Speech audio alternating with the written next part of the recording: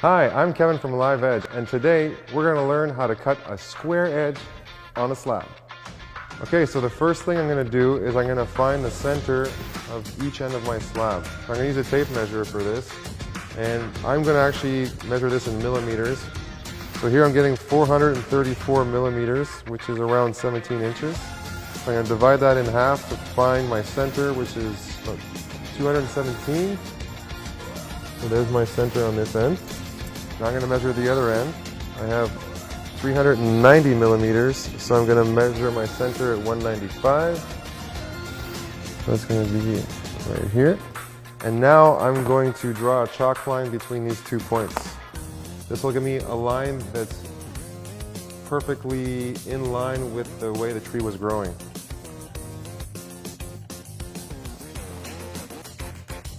To get this square with the center of my board, I'm going to use a nice square. I'm going to mark it off. You can flip it over.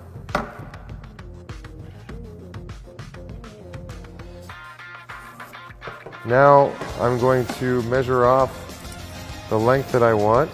I'm going to hold this here at 1 inch. I'm going to cut this to 36 inches. I'm going to mark this off over here. Line it up with my chalk line, and now I'm going to draw my line. So there you have it. Now I have my lines marked off in order to cut this board to 36 inches. So now we're going to cut on the lines we just marked. Unfortunately, I don't have a skill saw to show you for this video. This works equally as well with a skill saw. What I have is a track saw. You can buy one of these at any of the big retailers around Canada. They don't keep them in stock.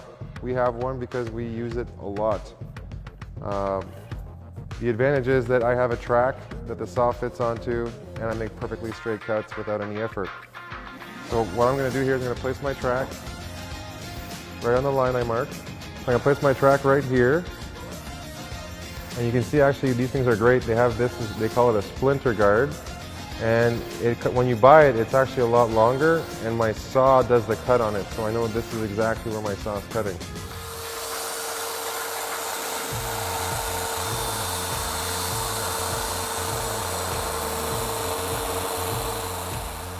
We're going to repeat the same process on the second side.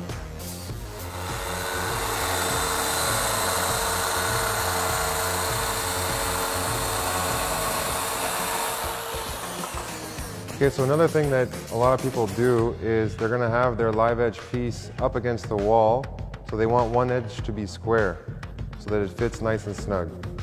So the first step in doing that is the same as cutting the ends, is drawing your line in the center to get it parallel with the way that the tree is growing.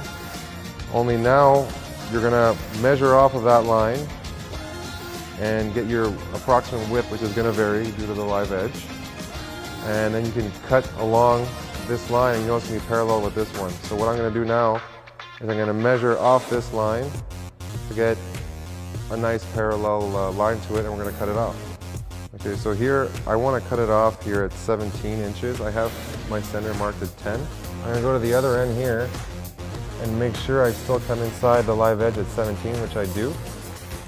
So I'm going to mark off both ends here at 17.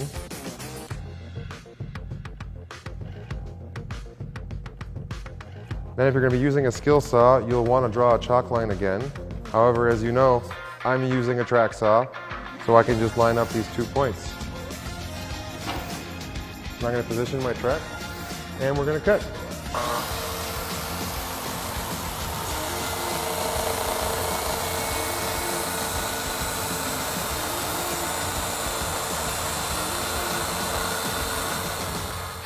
So you might have noticed that I reached out and held the piece when I was getting towards the end. That's because one thing that can happen is if you let it all hang, when there's just a little tiny bit of wood left, it can break off before you cut it.